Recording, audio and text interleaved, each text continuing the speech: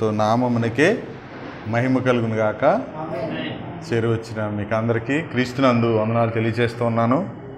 సమస్తాన్ని నిర్మించిన దేవుడు, సమస్తమును నడిపిస్తున్నటువంటి దేవుడు, సృష్టిని నిర్మించిన దేవుడు, సృష్టిని నడిపిస్తూ ఉన్నాడు. మాట చేత కలగజేసినటువంటి దేవుడు, మాట చేత సమస్తాన్ని నిర్వహిస్తున్నాడు, నడిపిస్తున్నాడు. అంత మాత్రమే కాదు, ఎవరి కొరకు సృష్టిని చేశాడో వారితో ఆయన మాట్లాడుతూ ఉన్నాడు. హెబ్రీ పత్రిక 1:1 ప్రకారంగా నానా సమయాలలో పూర్వకాలమందు నానా సమయములలోనూ నానా విధములుగా, అక్కడ ఒకటే ఇంకేసి అన్నాడు, నానా భాగములుగాను అన్నాడు. భాగములు అంటున్నాడు అంటే అన్నీ ఒకే విధంగా వరుసగా చెప్పలేదు ఆయన. ఏ విషయాన్ని కూడా భాగాలుగా చెప్పాడు. అంటే ఆయా తరాలలో ఆయా ప్రవక్తల ద్వారా మనతో తన యొక్క చిత్తాన్ని భాగాలుగా తెలియచేస్తూ వచ్చాడు. ఎందుకంటే ఒకేసారి తెలియచెప్పినా కూడా గ్రహించేటువంటి జ్ఞానం మనుషులకు లేదు. అపోస్తులను ఏర్పరచుకున్న ప్రభువు కూడా మీకు ఇంకా చెప్పవలసిన సంగతులు ఇంకే అనేకం ఉన్నవి, కానీ ఇప్పుడు మీరు వాటిని సహింపలేరు. కాబట్టి మీకు పరిశుద్ధాత్మ వచ్చినప్పుడు మీరేం చేస్తారు? ఆయన మిమ్మల్ని సర్వసత్యంలోనికి నడిపిస్తాడని చెప్పాడు. యోహాను సువార్తలో ఆ సందర్భాన్ని మనం చూసినట్లయితే 16వ అధ్యాయం 12వ వచనం, నేను మీతో చెప్పవలసినవి ఇంకనూ అనేక సంగతులు గలవు, కానీ ఇప్పుడు మీరు వాటిని సహింపలేరు. అయితే ఆయన సత్యస్వరూపి అయిన ఆత్మ వచ్చినప్పుడు మిమ్మల్ని సర్వసత్యంలోకి నడిపించును. ఆ పరిశుద్ధాత్ముడు తనంతట తాను ఏమీ బోధింపక వేటిని వినునో అన్నాడు. పరిశుద్ధాత్ముడు విని బోధిస్తాడు, విని చెప్తాడు. కానీ మరొక విషయం ఏంటంటే, సృష్టి వింటుంది, అలాగే శిష్యులైన వారు వింటున్నారు, పరిశుద్ధాత్ముడు వింటున్నాడు. పరిశుద్ధాత్మను కలిగిన వారు కూడా వినాలి. పరిశుద్ధాత్మను కలిగిన వారు కూడా ఏం చేయాలి? వినాలా. ఒక మాట మళ్ళీ మీరు హెబ్రీ పత్రిక 1వ అధ్యాయంలోకి వెళ్తే 2వ వచనంలో, ఈ దినముల అంతమందు కుమారుని ద్వారా మనతో మాట్లాడుతున్నాడు. అంటే మనుషులతో మాట్లాడుతున్నాడు, విశ్వాసులతో మాట్లాడుతున్నాడు, పిల్లలతో మాట్లాడుతున్నాడు. ఏమైనా కానివ్వండి, మనుషులతో దేవుడు మాట్లాడుతున్నాడు. పూర్వకాలమందు అంటున్నాడు. అంటే పూర్వం నుండి కూడా ఆయన తరతరాలుగా నానా భాగాలుగా ఆయన మాట్లాడుతూ వస్తున్నాడు. ఆయన మాట్లాడే దేవుడు. ఆయన పేరేంటి? ఆయన పేరే మాట్లాడే దేవుడు. ఆయన మాట్లాడే దేవుడు మనల్ని కూడా మాట్లాడమంటున్నాడు. అంతేగాని మీరు కష్టపడాలి అని ఆయన అనట్లేదు. మీరు కష్టపడాలి అని ఆయన అనట్లేదు. మీరు కూడా మాట్లాడాలి అన్నాడు. అంటే ఏంటి? ఎందుకు ఆ మాట్లాడమంటున్నాడు అని అంటే, మనం కుమారులం, ఆజ్ఞాపించే వాళ్ళమే కానీ బానిసలం కాదు, పనివారం కాదు, దాసులమి కాదు. ఇదిగో ఇక్కడ ఏమంటున్నాడు? ఆ కుమారుని సమస్తమునకు వారసుగా నియమించాడు. ఆయన ద్వారా ప్రపంచములను నిర్మించాడు. ఇంకేం చేస్తున్నాడు ఆయన? ఆయన ఎవరు? ఆ కుమారుడు ఎవరు? ఆయన దేవుని మహిమ యొక్క తేజస్సును, ఆయన తత్వం యొక్క మూర్తిమంతమునై ఉండి, చూడండి, ఆ కుమారుడే తన మహత్తు గల మాటతో నిర్వహిస్తున్నాడు అన్నాడు. నిర్మించిన వాడు, నిర్వహించేవాడు కూడా ఒక్కడే, ఆయనే. నిర్వహించుచు పాపముల విషయంలో శుద్ధీకరణము తానే చేసి, అంటే పాపానికి ప్రాయశ్చిత్తం కూడా ఎవరై చేశారు? నిర్మించినవాడు, నిర్వహిస్తున్నవాడు, శుద్ధీకరణం కూడా చేసినవాడు. చేసి ఎంత శ్రేష్టమైన నామం పొందినో వారికంటే అంత శ్రేష్ఠుడై ఉన్నత లోకమందు మహామహుడకు కూర్చుండబెట్టాను. ఇప్పుడు అసలు ఈయన ఎందుకు కూర్చున్నాడు? చేయవలసిన పని సమాప్తమై కూర్చున్నాడా?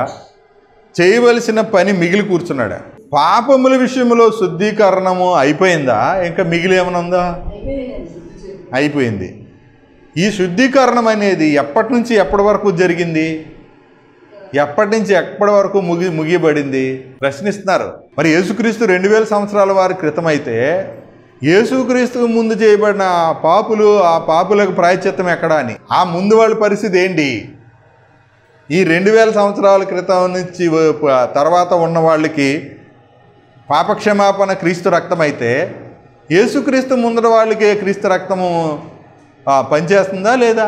మరి వాళ్ళకి ఏ రక్తం? వాళ్ళకి మేకలు కోడుల రక్తం పనిచేస్తుందా? వాళ్ళకేమో జంతువుల పక్షుల రక్తము, మనకేమో యేసుక్రీస్తు రక్తమా? ఈ ప్రశ్నతో చాలామంది ఈ అనుమానంతో ఉన్నారు లోకంలో. మొన్న వచ్చాడు యేసు ప్రభు, మాది చాలా పురాతనమైంది, చాలా సనాతనమైంది అంటున్నారు కదా. అలా ఎవరి కాళ్ళే చెప్పుకుంటారు, చాలా గొప్పగా చెప్పుకుంటున్నారు. కానీ గొప్పని ఎరిగి చెప్తున్నారా, ఎరగకుండా చెప్తున్నారా? వాళ్ళు అలా ఉన్నారు బయట వాళ్ళు. ఇక్కడ మన క్రైస్తవులు ఎట్లా ఉన్నారు? ఎలాంటి ప్రశ్న అయితే తలకిందులు అయిపోయి బెంబేలు ఎత్తిపోయి చెమటలు పట్టేసి పరిస్థితుల్లో ఉన్నారు. మన బోధకుల జాబితా అంతా అదే. మన సువార్త టీం ఉంది కదా మన ప్రాంతంలో, అది సువార్త టీం కాదు. ఆయన ఎవరో కల్వరి అని పెట్టాడు, కానీ ఇలా కలవర సువార్త ఇది.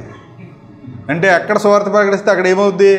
గలిబిలి కలవరం వస్తుంది. అంటే ఏం చెప్తారు వీళ్ళంటే మొయ్యలేని భారాలన్నమాట. అంటే వీళ్ళు మొయ్యలేరు, కానీ ప్రజల నెత్తి మీద ఏం చేస్తారు?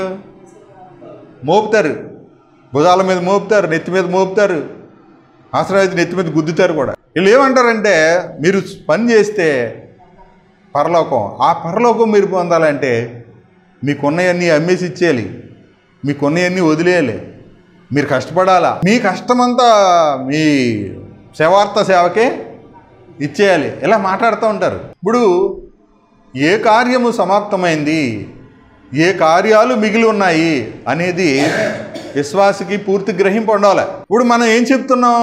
రక్షణ పొందడానికి క్రియలు లేవు అని చెప్తున్నాం, పరలోకం వెళ్ళడానికి క్రియలు లేవు అని చెప్తున్నాం. పరలోకం వెళ్ళడానికి పుణ్యము ప్రభువు చేశాడు.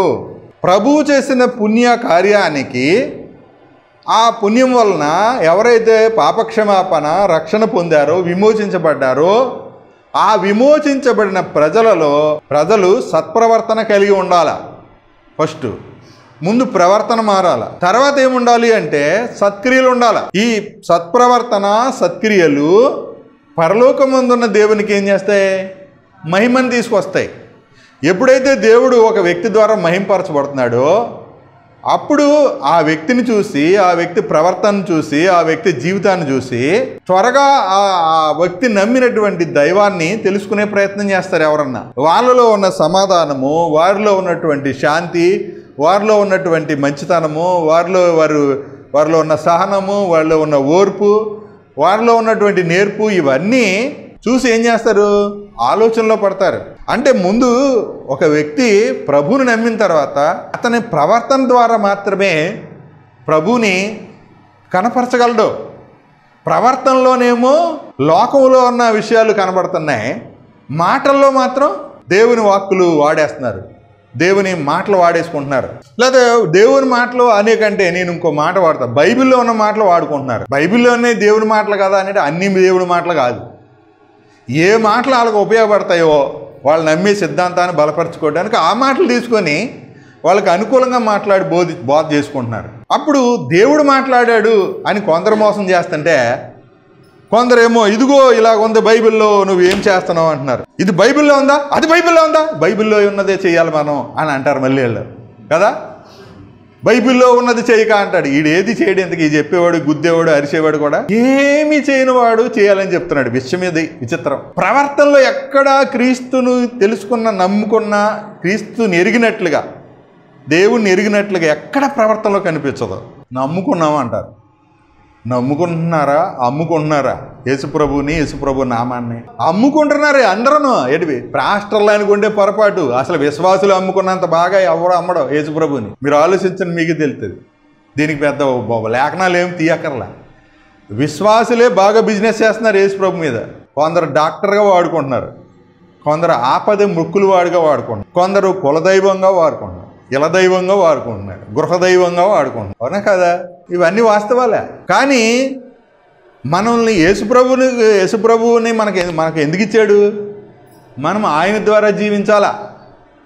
ఆయన వలే జీవించడానికి కాదు, ఆయన ద్వారా జీవించాలి. ఎంత తేడా ఉంది? తేడా ఉంది. ఆకాశానికి భూమికి ఉన్నంత తేడా ఉంటుంది. నువ్వు ఆయన కాలే అని చెప్పిననుకో వినేవాళ్ళకి చాలా బాగుంటుంది. నిజం, ఆయనలాగా బ్రతకాలి మనం. నువ్వు యేసులా బ్రతికినప్పుడే పరలోకం నీకు అని అనుకోండి, వినేవాడికి ఎంత అలా ఉంటుంది. ఎంత బాగా చెప్తున్నాడు ఈయన వాక్యం అనిపిస్తుందే. అది మోయలేని భారం. అది పౌలు అన్నాడు నువ్వు అనగలవా అని అనుకోండి. ఏమన్నాడు పౌలు? నేను క్రీస్తుని పోలి నడుచుకుంటున్నాను, మీరు నన్ను పోలి. ఒక పౌలే అనగలడు మహానుభావుడు అని అంటాడు. నువ్వు అనగలవా అంటాడు. ఇది చెప్పేవాడు నేను అనగలనా అని అండవు. ఎందుకు? ఎక్కడ పొరపాటు జరిగింది ఈ మాటకే? పౌలుకి ఒక సత్యం తెలుసు, మనం ఆయన ద్వారా జీవించాలి అని. ఇంకొకటి తెలుసు ఆయనకి, ఆయన ద్వారా జీవించడం అంటే ఆయన ఆత్మ ద్వారా జీవిస్తున్నాడు, ఆయన ఆత్మ జీవింపజేస్తుందనే సంగతి పౌలు గారికి తెలుసు. జీవింపజేసే ఆత్మను కలిగి ఉన్నాడు, జీవమునిచ్చే ఆత్మ నియమం చెప్పినవాడు పౌలు. కాబట్టి ఆయన క్రీస్తుని పోలి నడుచుకోగలడు కాబట్టి చెప్పాడు నన్ను పోలి నడుచుకోండి అన్నాడు. కానీ నువ్వు నన్ను పోలి నడవగలవా అన్నాడా? నేను నడుచుకున్నాను, మీరు కూడా నడుచుకోండి అన్నాడు. నడవగలవా అని ప్రశ్నించలేదు. ఏ నడవలేనోడు ఈ ప్రశ్న వేస్తాడు మళ్ళీ జనానికి కదా. నడవలేనోడు చెప్తూ ఉంటాడు ఈ మాటలన్నీ. అందుకని ఆయన ద్వారా జీవించడం అంటే ఆయన మాట ద్వారా జీవించడం, ఆయన వాక్కు వల్ల జీవించడం. ఒక్క సింపుల్గా చెప్తుంటే రొట్టె వలన కాదు, ఆయన నోట నుండి వచ్చి ప్రతి మాట వలన మనుషుడు బ్రతుకుతాడు. మనుషుడు ఎలా బ్రతుకుతాడు అన్న విషయం వాక్కు ద్వారా బ్రతికే ఆ బ్రతుకు ఎలా బ్రతుకుతాడు అని అంటే, ఏ వాక్కును అతిక్రమించి, ఏ ఆజ్ఞను అతిక్రమించి, ఏ మాటను అతిక్రమించి, ఏ మాట మీద తిరుగుబాటు చేసి ఆ ఏదెను తోటలో దేవునికి అవిధేయుడై ఆ వాక్కు నుండి తప్పుకొని అవిధేయతలో పడ్డాడో, దేవుని వలన కలుగు జీవంలోంచి జీవితంలోంచి వేరయ్యాడో, అదే వాక్కు వలన జీవించడానికి దేవుని వలన కలుగు జీవంలో ఏమయ్యాడు? పాలువాడవుతున్నాడు. ఎక్కడ? ఎలాగూ? ఆ నీతి దానము, కృపా బాహుల్యమును నీతి దానమును పొందువారు జీవము గలవారై. రోమా 5:17. మరణము ఒకరి ద్వారా వచ్చి ఏలుబడి చేస్తుంది. మరణం ఒకరి ద్వారా ఎందుకు వచ్చింది? ఆదాము అవిధేయతను బట్టి మరణం వచ్చింది. ఎలా చేయబడ్డారు? అనేకులు పాపులుగా చేయబడ్డారు. అలాగే సేమ్ ప్రాసెస్, ఒక వ్యక్తి ద్వారా అనేకులు పాపులుగా చేయబడ్డారు. అదే ప్రాసెస్లో ఇప్పుడు పాపులుగా చేయబడ్డానికి కారణం ఎవరు చెప్పండి? మనుషులందరూ పాపులుగా చేయబడ్డానికి కారణం ఎవరు అని అంటే, మొట్టమొదటి కారకుడు ఆదామే. ఆదాము అవ్వలే. ఆదాము అవ్వలు పాపం చేయడానికి కారణం ఎవరంటే అపవాది.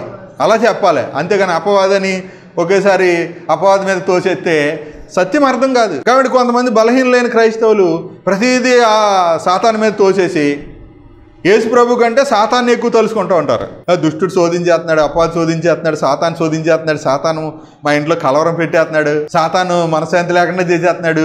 ఇలా మాటి మాటికి మధ్యాహ్నం కూడా అదే గుర్తు చేసుకున్నాం. సాతాను అంటారు కానీ యేసు ప్రభువుని మాత్రం, ప్రభు నామాన్ని అన్ని నామముల కంటే పైనామము, జయమునిచ్చే నామము, విజయమునిచ్చే నామము అంటే సర్వశక్తి గల నామము, ప్రార్థనకు జవాబిచ్చే నామము కదా, రక్షణనిచ్చే నామము కదా, అది కాపాడే నామము కదా, ధైర్యం ఇచ్చే నామము కదా, శక్తినిచ్చే నామం కదా, బలమునిచ్చే నామము కదా. ఆ నామాన్ని ఉచ్చరిస్తే, స్మరిస్తే ఆ అన్నిట్లోనూ ఆ విజయం పొందుతాం కదా. అయితే అత్తలుచుకోరు. ఎంతసేపు ఆ రోజు అవ్వమ్మ చేసిందే, సర్పము నన్ను మోసపుచ్చింది కనుక నేను తింటిని, నా తప్పేమని ఉందా? ఇదే పరిస్థితి. ఏమయ్యా నీ పరిస్థితి ఏంటి, నువ్వేం చేస్తున్నావంటే, నా భార్య నా మాట వింటలేదండి అని భార్య మీద చెప్తాడు. మా భర్త గారు నన్ను పంపించట్లేదండి అని ఇలా చెప్తూ ఉంటారు. రకరకాల విచిత్రమైన కారణాలన్నీ చెప్తారు. అసలు వీళ్ళకి మనసు ఏది? కొన్నిసార్లు కొన్ని సందర్భాల్లో విశ్వాసులకు అసలు స్థిరమైన మనసు లేదు. ఎందుకంటే ఈ పాస్టర్లు కూడా ఎలా ఉన్నారంటే, మా చర్చికి రండి అని ఒక్క విశ్వాసిని 10 పిశాచాలు పట్టుకుని లాగుతున్నట్టుగా పీక్కు తింటున్నారు, పీనుగులు తిన్నట్టు తింటున్నారు, గెద్దల పీనుగులు తిన్నట్టు. యేసుప్రభు ఏమన్నాడు? గెద్దలు ఎక్కడ పోగవుతాయని చెప్పాడు. పీనుగు ఎక్కడ ఉంటుందో గెద్దలు అక్కడికి పోగవుతాయి అన్నాడు. అంటే విశ్వాసిని పీనుగులాగా తయారు చేస్తున్నారు. మీరు ఒక మాటలో అర్థం కావాలంటే, ఎందుకంటే విశ్వాసి దేవుని మాట కంటే సేవకుడు మాట అంటే పాస్టర్లు చెప్పేటువంటి అబద్ధాలకి ప్రభావితులు అవుతున్నారు, పాస్టర్కి అభిమానులుగా మారుతున్నారు. వాడు ఆల్రెడీ చచ్చాడు అనమాట, అది పీనుగయ్యాడు, అది అక్కడ గెద్దలు పోగవుతుంది. అంటే మనం గెద్దల దగ్గరికి వెళ్తున్నామా, లేకపోతే జీవముని జీవింపజేసే వాక్యము, జీవింపజేసే లేఖనము, దేవుని చిత్తము, జీవమును గూర్చినటువంటి సంగతులు, క్రీస్తు దగ్గరకు నడిపించేటువంటి సేవకుడు, నమ్మకమైన గృహ నిర్వాహకుడు ఎవరో ముందు గుర్తించాలి. అసలు లేకపోతే చాలా ప్రమాదం, చాలా ప్రమాదం. ఎంత ప్రమాదం అంటే అసలు నమ్ముకోకపోతేనే బాగుంటుంది మన జీవితం. నమ్ముకొని ఇంతమంది చేతిలో మోసపోయే కంటే నమ్ముకోకుండా ఉండటే మంచిదని పేతురు గారు కూడా చెప్పాడు. అసలు ఈ మార్గము తెలియకుండా ఉండితే వారికి మేలు. కాబట్టి దేవుని మాట వల్ల ఆ జీవించే జీవితం ప్రతి విశ్వాసకి నేర్పించాలి. క్రీస్తునందు సంపూర్ణుని చేయటం అంటే ఆయన మాట మీద ఆనుకుని జీవించేటట్లుగా, ఆయన ప్రతి మాటని సీరియస్గా తీసుకొని ఆయన వాగ్దానాలను బట్టి జీవించేటటువంటి జీవితాన్ని నేర్పించాలి. నేను జీవించడానికి ఇదిగో దేవుడు ప్రభు నాకు ఇచ్చిన వాగ్దానం, ఈ వాగ్దానాన్ని నమ్ముతున్నాను. ఈ వాగ్దానాన్ని నమ్మినప్పుడు నా జీవితంలో మార్పు సంభవించింది. ఈ వాగ్దానం నమ్మినప్పుడు నా కుటుంబంలో మార్పు కలిగింది. ఈ సాక్ష్యం కావాలి. అంతేగాని ఈ స్వస్థత కలిగినప్పుడు, లేకపోతే నేను అనుకున్నది అయిందనో, మా అబ్బాయికి ఉద్యోగం వచ్చిందనో, పెళ్ళి అయ్యిద్దనో, లేకపోతే పిల్లలు పుట్టారనో, ఇట్లాంటి సాక్ష్యము నిలబడద్దా? ఇప్పుడు చాలామంది స్వస్థశాలల్లోనూ రకరకాల చర్చిల్లో ఇచ్చే సాక్ష్యాలు ఏంటి? వాళ్ళు సాక్ష్యం చెప్తారు.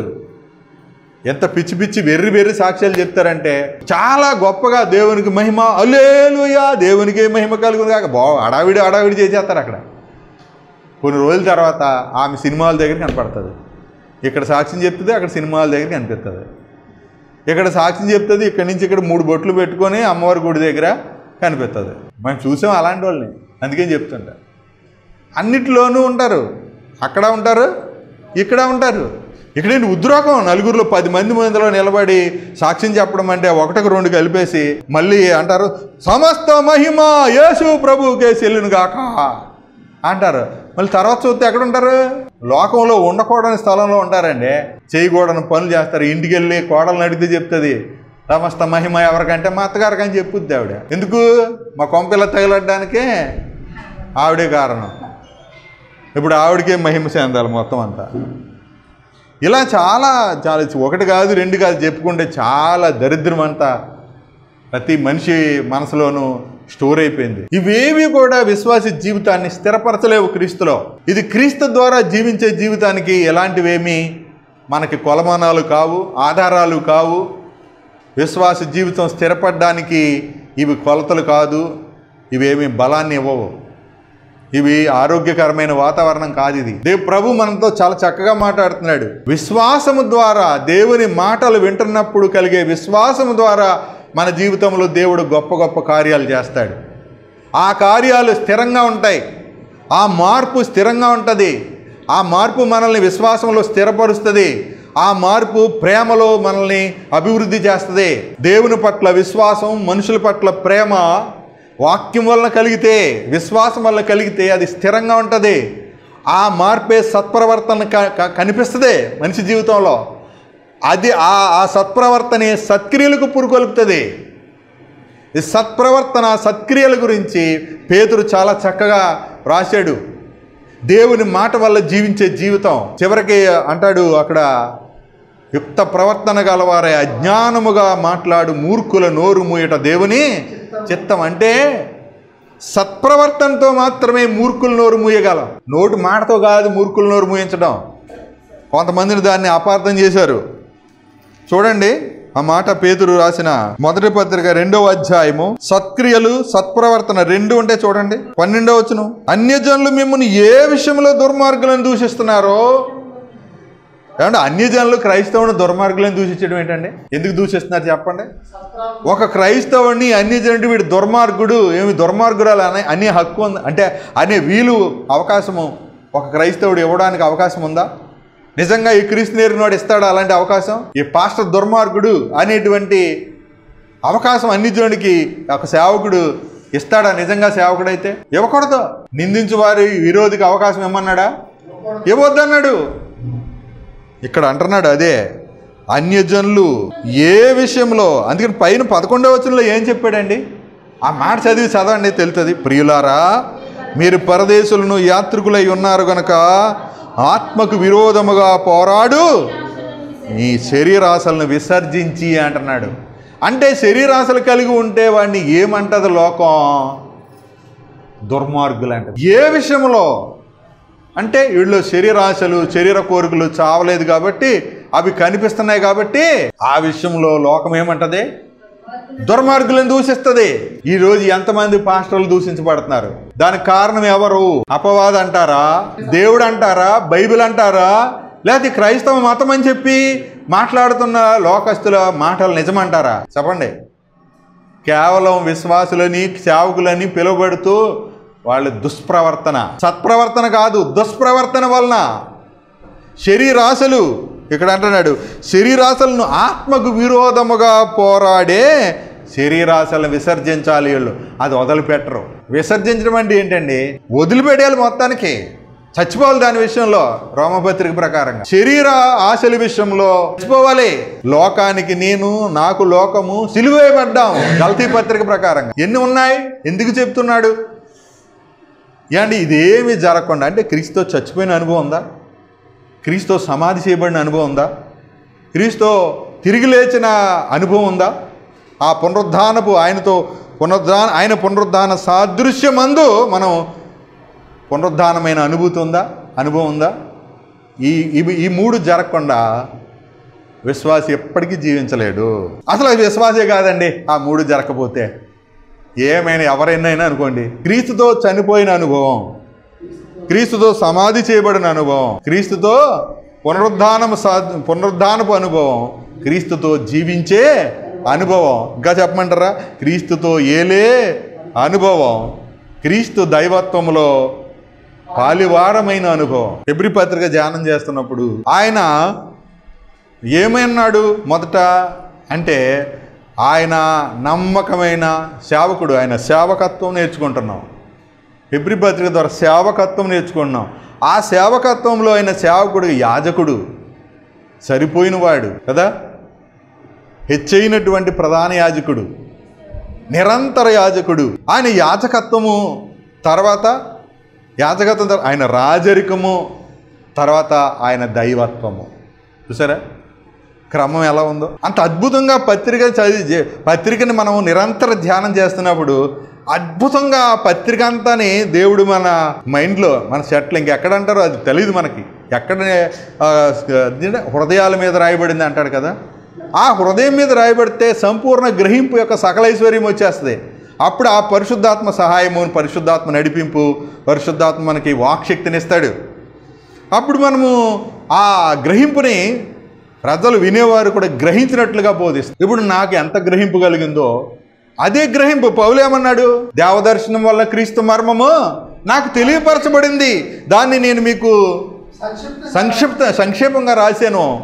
మీరు దాన్ని చదివారనుకోండి, నాకు కలిగిన ఈ గ్రహింపు మీకు కూడా కలుగుతుంది అన్నాడా లేదా? ఎఫెసీయులకు రాసిన పత్రిక ఒకసారి చదవండి, 3వ అధ్యాయము. నాకు కలిగిన జ్ఞానము అన్నాడు అక్కడ. అది ఆ మాట కోసం నేను 4వ వచనంలో 3-4 వచనాలు, క్రీస్తు మర్మము దేవదర్శనం వలన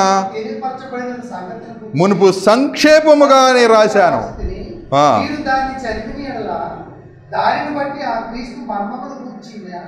నాకు కలిగిన జ్ఞానము గ్రహించుకొనగలరు. అంటే ఇప్పుడు పౌలుకి ఎంత గ్రహింపు ఉందో, పౌలు రాసిన పత్రికలు చదివినవాడు కూడా అదే గ్రహింపు.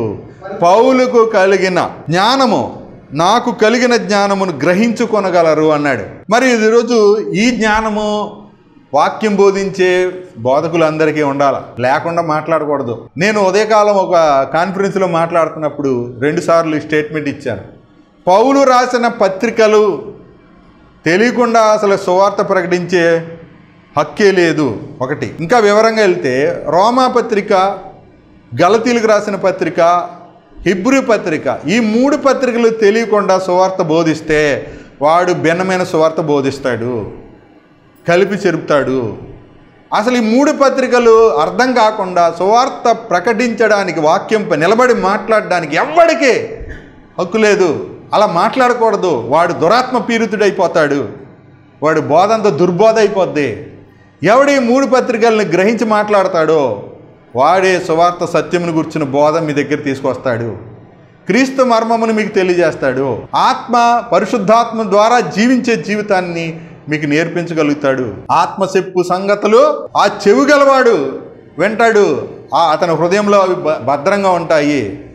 అంత మాత్రమే కాదు, ఆ ఆత్మ దేవుని సంగతులను కూడా ఏం చేస్తున్నాడు?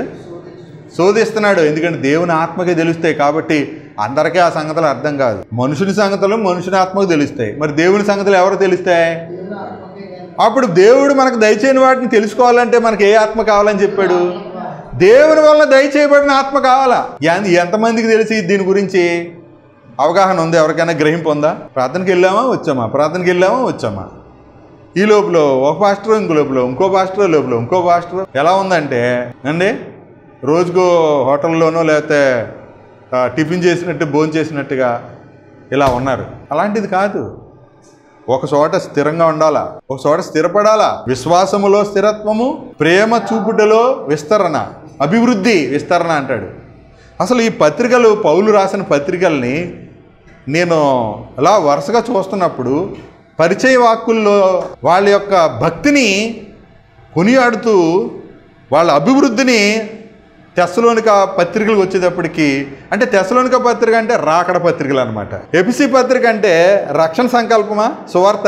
ఎఫెసీ పత్రిక నుంచి సంఘమా, సంఘానికి రాయబడిందా ఎఫెసీ పత్రిక? గలతీ పత్రిక కాదు. గలతీ పత్రిక భిన్నమైన సువార్తకు మారిపోయినప్పుడు క్రీస్తు నుండి వాళ్ళు వేరైపోయిన పరిస్థితుల్లో, ధర్మశాస్త్రం వల్ల నీతిని వెతికేటువంటి పరిస్థితుల్లో ఖండిస్తూ ఆ సంఘాన్ని, ఆ గలతీలో ఉన్న సంఘాన్ని సరిచేస్తూ రాశాడు.